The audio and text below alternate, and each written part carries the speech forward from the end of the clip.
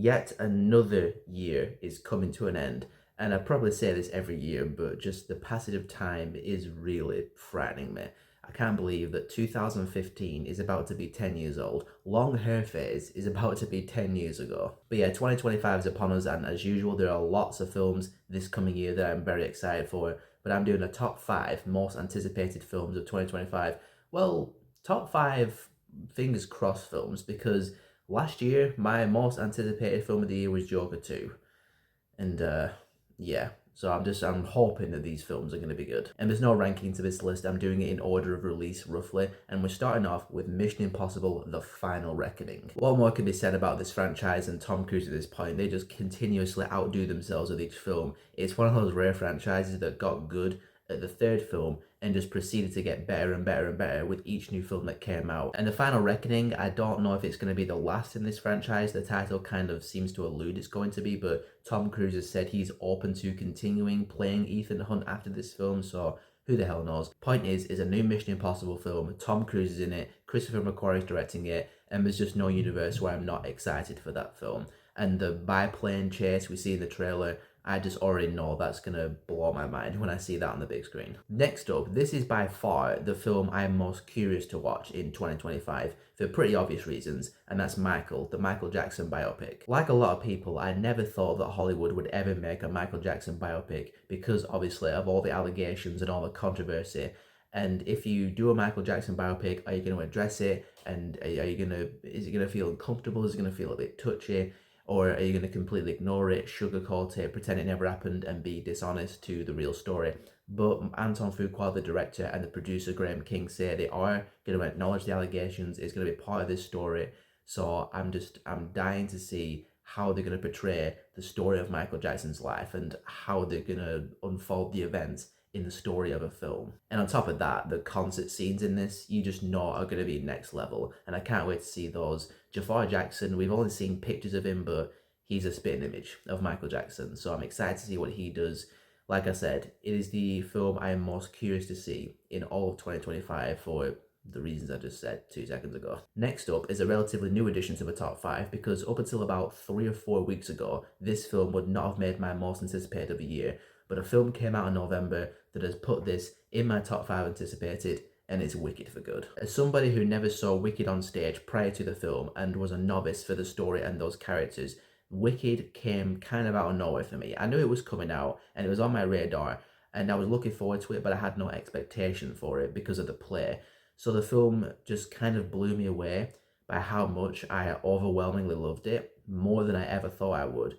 And I am just so invested in this world, and more importantly in the characters Elphaba and Glinda, and I just am beside myself with excitement to see the next chapter. And I saw an interview the other day where Cynthia Erivo said the next film is going to be more mature and a bit darker when it comes to the themes, the story, where it all goes, and I'm just so ready. And again, because I've never seen the play, I have no idea where the story is going. I mean, I know that Elphaba, the Wicked Witch, is eventually going to get melted by Dorothy, but what happens in between that part and the end of the first Wicked film, I'm completely in the dark. So I cannot wait to see what happens in this next film.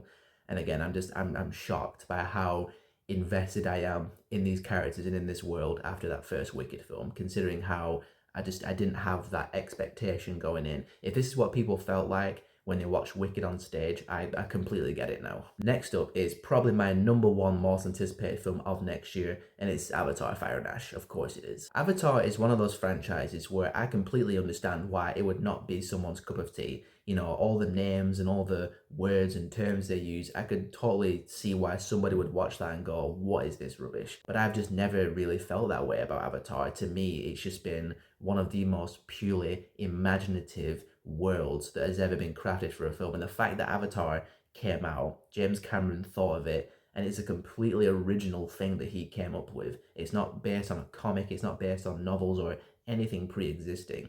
That just makes it all the more impressive that James Cameron thought of it, and now it's a $4 billion franchise with just 2 films. Two $2 billion films in the top 3 films in box office history. Both Avatar films I loved. The Way of Water blew me away a couple of years ago in cinemas, And after the events of The Way of Water, I am just really emotionally invested in the Sully family, and I can't wait to see where their journey takes them next. Apparently, there's going to be Fire Na'vi in this next one. That's awesome. I adore the characters, I adore the music, I adore the world of Pandora, so there's absolutely no reason whatsoever for me to not be excited for Avatar Fire and Ash. And again, it's probably my most anticipated film of 2025. And the last film on this list I'm saving to the end because it currently does not have a release date, and that's Wake Up Dead Man, aka Knives Out 3. Again, like Avatar, another series of films, another franchise that is a completely original creation by its director, Rian Johnson. Knives Out came out, it was a complete throwback to the classic murder mysteries, and it was just a brilliant film in general. Glass Onion was a really, really good follow-up. I'm more of a Knives Out guy than a Glass Onion guy, but Glass Onion was still really damn great. And yeah, Rian Johnson's back writing and directing, Daniel Craig's back as Benoit Blanc, we've got a new mystery, a new ensemble of characters and cast, and some more suspects.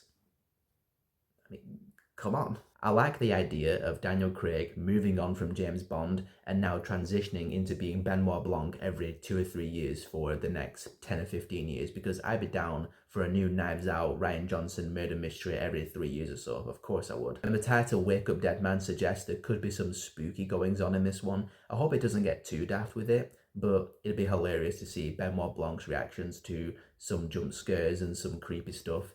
So that's something to look forward to. So those are my top 5 most anticipated stroke fingers crossed films for 2025. And like I said, there's lots more films next year I'm looking forward to, but those are the 5 I'm excited for and hopeful for the most.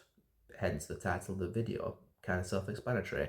Why am I here? What films are you most excited for next year? And once again, thanks for watching and commenting on the videos this year. You know, watching the films and doing these videos, this hobby of mine is my escape from mainly the things that plague my mind on a near daily basis.